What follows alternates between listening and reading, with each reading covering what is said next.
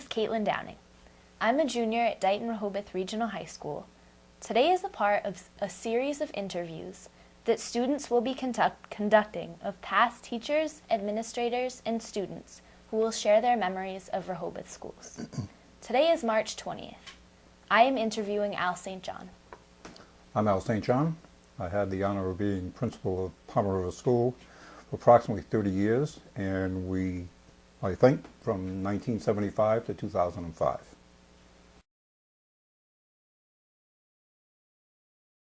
What was the best aspect and hardest aspect of being an administrator? I think the best aspect was seeing the excitement of children coming that first day of school, the nervousness of teachers that first day of school, how nervous they were about seeing the children coming for the first day of school, meeting new parents to our system. I think those were some of the best things, because I think we had a great system. Probably the hardest thing, probably the last day of school each year. Seeing students leaving the fourth grade, going to the big school, the middle school, and having been with them for, in most cases, 5 years, seeing them grow from being afraid to know what an alphabet is to reading. I think that those are the easiest and most fun things and some of the hardest things. I think they're related around children. I think losing some staff members for various reasons, most of the time for retirement, who had a wealth of experience and brought some great things to the classroom. Those are some hard things. I think some fun things was seeing the first year teacher, learning the trade, so to speak. At which schools did you teach, and were you an administrator? I started teaching in Swansea, Massachusetts, at the Gardner School, and my first experience with the 4, 5, and 6 classroom setup. And I had two great mentors, fellow teachers who taught 4th and 5th grade. I had the 6th. I started there. I left there and went to Warren to follow a certain principal who was a dynamic young man.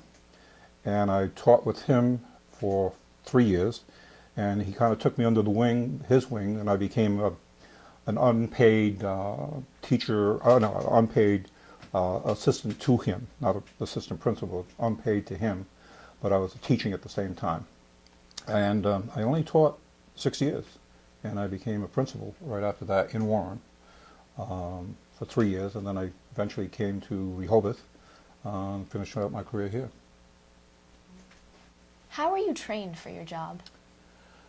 Well, I think, as I mentioned, when I went to Warren, I was working with a principal named Donald Hayes, and he kind of took me under his wings, and he saw I was getting my master's in administration and would allow me to do some work in administration in that school. So I think that's where I started. I think my master's degree at Rhode Island College was excellent.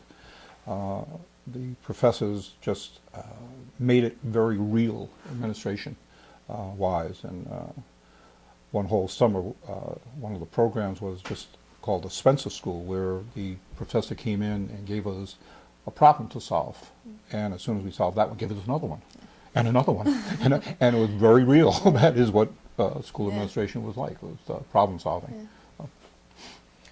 Which years did you serve as an administrator? What year did I start as administrator? 1820. No.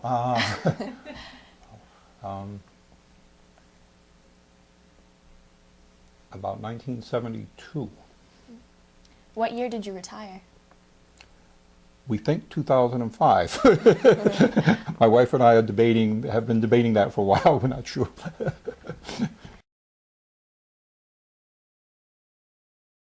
What schools did you attend as a child? Oh, well, my last name is St. John, and I attended St. John Elementary School. And I went to De La Salle Academy in Newport. Now, St. John's Elementary School is now a condo, De La Salle Academy in Newport is now a condo.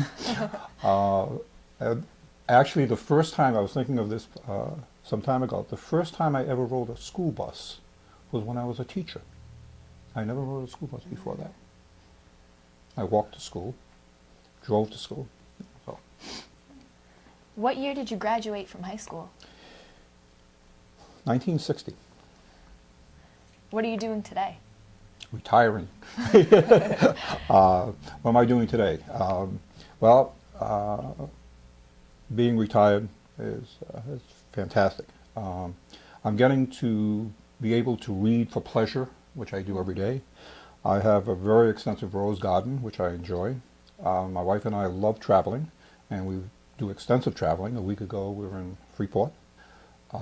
Last year at this time, we were in China. We enjoy traveling. We do a lot of things with our families.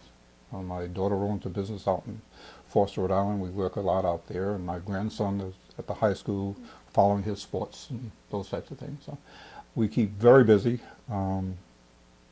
enjoying life. How was school different when you were a child? Oh, wow. I walked home every day for lunch. No school buses. It was a town, small town. I never told my parents that I got in trouble, because I would have been in trouble at home too. I think classrooms that I was in was rather large, but it was all neighborhood, so neighborhood schools. So we knew everybody. We walked to school together, came home for lunch together, walked back to school, played after school together. I think that's probably the biggest thing. It was a very close-knit, your classroom were your friends.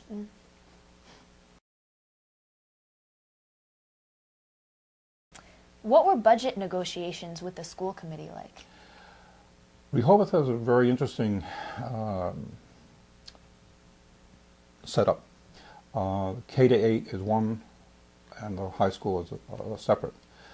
And as far as the budget negotiations, my fellow principal at the middle school and myself, we would discuss our budgets with the superintendent. He would bring the budget to the school committee. And I was very fortunate. I worked with Tony Ferreira at the middle school here.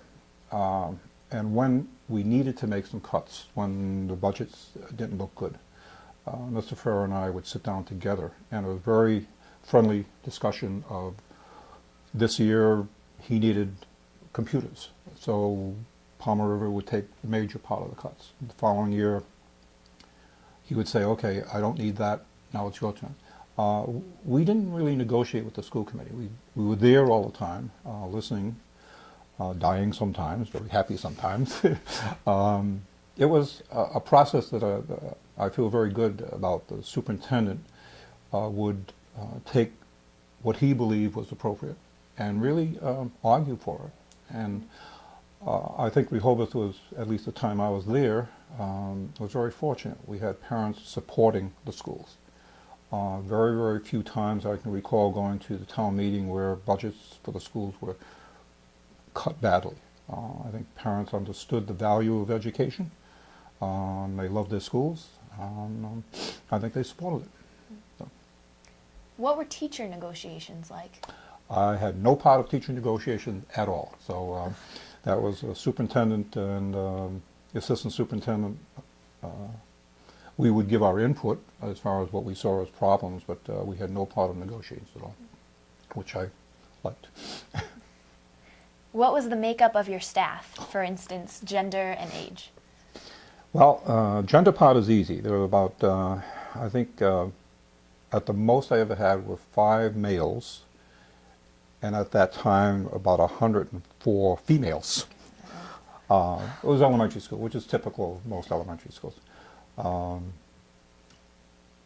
The ages, I was thinking of this, every single year we had at least 1 or 2 retirements, which meant at the 60 years plus, 60 years old or plus, so which meant every year 2 or 3 new people were coming in.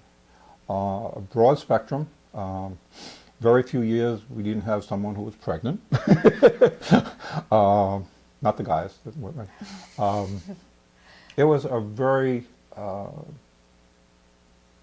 large spread of ages, I guess, and which was good, because I think the young people brought the dynamics of brand new stuff, and the senior people were saying, yes, we did that 20 years ago. It worked or it didn't work. So it was a very, very nice mix. Yeah. Was it a challenge to get teachers to change as new innovations occurred? No. No? Not at all. I think that the staff honestly believed in kids. And if it was good for kids, they did it. And the innovation came from the staff. Yes, I had some ideas and would bring it to the staff, but they actually came up with a means of achieving the goals. And it was a cooperative effort. I didn't just say, we're going to do this next year. It was like, I'd like you to think about what the ramification would be of doing this next year. And as teams in various grade levels or teams across the school, we would come to some consensus. It wasn't a problem. I think one of the things I'm most proud of is it came from the staff. Total inclusion classrooms. No special needs pull-out classrooms. None. And we were one of the first in the states to do it. And it didn't come from my saying it's going to be done. It came from two people saying, you know, I'm sending my children out to her in the special needs room, and then they're coming back with the same problems. So why can't we work together in the classroom instead of sending them out to her?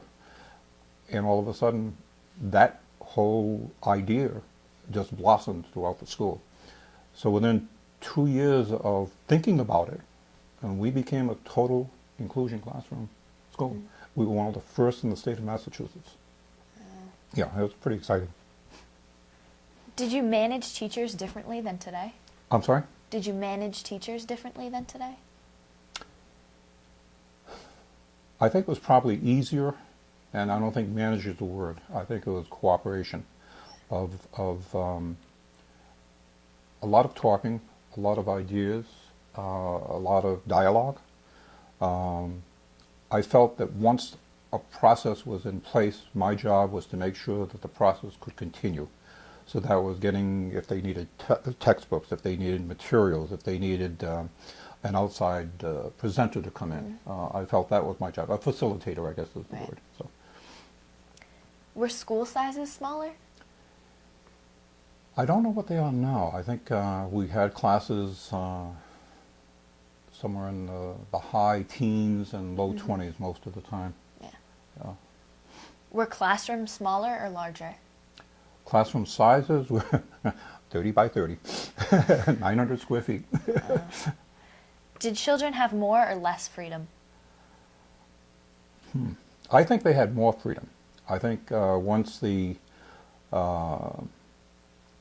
state testing program and No Child Left Behind came in and all the ramifications of that brought with it, I think teachers were mandated now to, and I'm going to use it, teach for the test. And I don't think Rehoboth before that was that kind of a school system. It was a school system that understood children and their needs and did a great job with it. So, tough question, a tough answer, tough to answer, I think. Was punishment handled differently? Again, I'm not sure what's going on now, but I think one of the things I brought to Rehoboth was a belief that you don't make a rule just for the sake of making a rule. So as an example, we had a rule. There were no hard baseballs brought to school. Reason why? You and I could be playing outside, playing catch, and somebody runs in between. So that was the rule. Don't bring the hard baseball. Punishment was easy. Teacher with the child. Teacher with the child again. Teacher with the child and the parent. Then they see the big guy, me.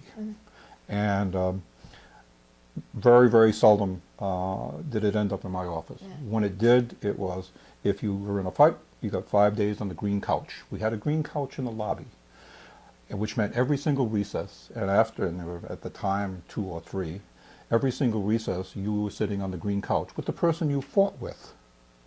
Because my feeling was, yes, he threw the first punch, but you had a chance to walk away, and you didn't. So there was a fight. So by about the second or third day, this enemy of yours, who you were fighting with, was the only person you could talk to, so you were talking to him. By the third day or fourth day, you were now best of friends and trying to figure out how you could get away in the fifth day not to be under punishment. In the 30 years I was there was one case that I excluded a student from school for a period of time, and that was because he punched the teacher. He was a special needs, well, he should have been a special needs child. He eventually became a special needs, diagnosed with special needs. And he did punch a teacher. That was the only time in 30 years that I excluded a child from school. What was it like transitioning into computers? Very easy. It was one of the easiest things I think we ever accomplished at Plum River. Was a gentleman named Dave Downs. Liked the idea of computers. We got, I think we had 3 or 4 of them in a little lab. He was always in there. He brought a couple to his classrooms. Teachers started to see, again, third grade teachers started to see what he was doing and saying, gee, if we had some, we could do that. And all of a sudden it just spread, and the office was computerized very early on, and they just saw the value of it, and it was one of the easiest transitions I think we've ever done. Teachers saw the value of it. When we remodeled the school, we were able to put a full computer lab in, a dynamic lady running it, and still is running it, and it just blossomed from there. The value of it is there. Touch the world with a button. Did teachers use more paper than now? I don't know what they're using now, but it seemed like there was a tremendous amount of paper going through. And that changed over the years because instead of the office or myself ordering for everybody, I said, okay, there's a line item in the budget called supplies. Well, why do I have to control that? So what we did was divided the amount in the supply line to each grade level. So each grade level, if they wanted to buy $1,000 worth of paper, that's fine, but they probably didn't have any pencils after that. So they had a budget. They had their own budget. And I think that was probably one of my better moves as administrator. There was less paper being used because now you supply, right. you control your budget. You control what you buy. If it's gone, it's gone. So right. I think that was a good move. It seemed like there was a tremendous amount of paper at one time. I think with computers we got less and less as computers came in. I think teacher innovation as far as the teaching styles changed, and along with that the lack of a need of constantly doing dittos and those things. Do you remember the mimeograph machine? I do. Oh, yes. You ran them off and you smelled the paper. And you were high for 3 days. Yes, I do. Not. I guess we had them at Palmer River. Yes, we did. Yes, we did. And I know at the other schools, at North School and Pleasant Street, they were there. Yes, I remember that. What are your memories of the dress code? Do you remember when girls had to kneel to show their skirts hit the floor? No, I've heard that rumor. That was a superintendent who I, matter of fact, just emailed a few days ago. He's living in Flower now, Dr. Harrington. No, we had no dress code. I think I felt as an administrator I needed to constantly have a shirt, tie, and a jacket. That was one of the nicest things when I retired. The day I retired, I went home and I took 30-some-odd ties I had, and now I have one for a funeral, one for a wedding, and one for the type. All the rest of them are gone. And we had no dress code. I think by example, I didn't insist, but I suggested to my office staff that we look professional. And I think that carried over to the staff. In the 30 plus years, 30 years I was there, I don't think there was one person in the staff who was not appropriately dressed. I think they realized they were professionals and they should be dressed as professionals. Granted, kindergarten or down on the floor, don't expect skirts or anything. Right. And once Fridays we used to have dress casually, but that was if you wanted to dress casually, you had to pay $2, and that went to some organization in town, some charity. We some years ago developed T-shirts and shirts, and that was with Pomeroy on it. And that went over very well. So. Have you stayed in touch with any of your students? Some of them are. I still belong to the Rehoboth Lions Club, and some of them are now members, and they can call me Al instead of Mr. St. John. I think one of the things that's very interesting. One of my former students that I really liked years and years and years ago is now a professor at Fitchburg, and he has my granddaughter in his class. And I think what's interesting is that I recall him in the 4th grade drawing like ads for Campbell Soup and things like that. And he's now a graphic design teacher at Fitchburg, and he has my granddaughter. So we saw some of them. You have to understand that a typical class leaving Pomeroy is about 160. So times 30 years is a lot of people. And I see some now certainly as their parents, and they'll say, "Gee, do you know Mr. St. John?" I never heard of him. We have some fun, and sometimes I'll admit it.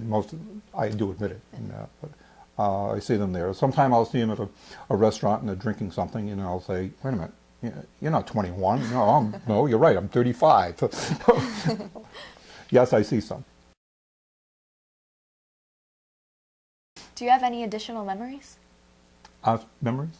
Additional memories? I think parents. The parents in Rehoboth are great. Supported schools, PTSA. All you needed to do was say, "Gee, I think I'd like," and the next day it would be there. They were just great. I think children coming to school smiling and happy. I recall one parent saying one time that the child was homesick and miserable being homesick because he wanted to go to school. So I think we had that. I think the freedom to do a great job was there as far as for the staff. I'd like to think they didn't think I was the boss, but someone who could work with them. I would hope some of the teachers say that. I still meet with many of the teachers once a month. We go out for lunch, the retirees. It's kind of fun.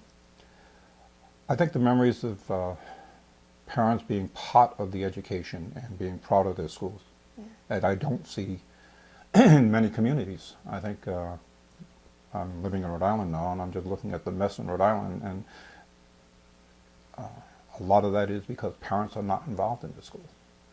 I know I have some friends who work in the city schools and or administrators in city schools, and if they say if they get 20% of parents showing up for anything, they're fortunate. Well, we're at the point where we had open houses. We had to do 4 open houses because there was enough room for the parking lot for parents to come in.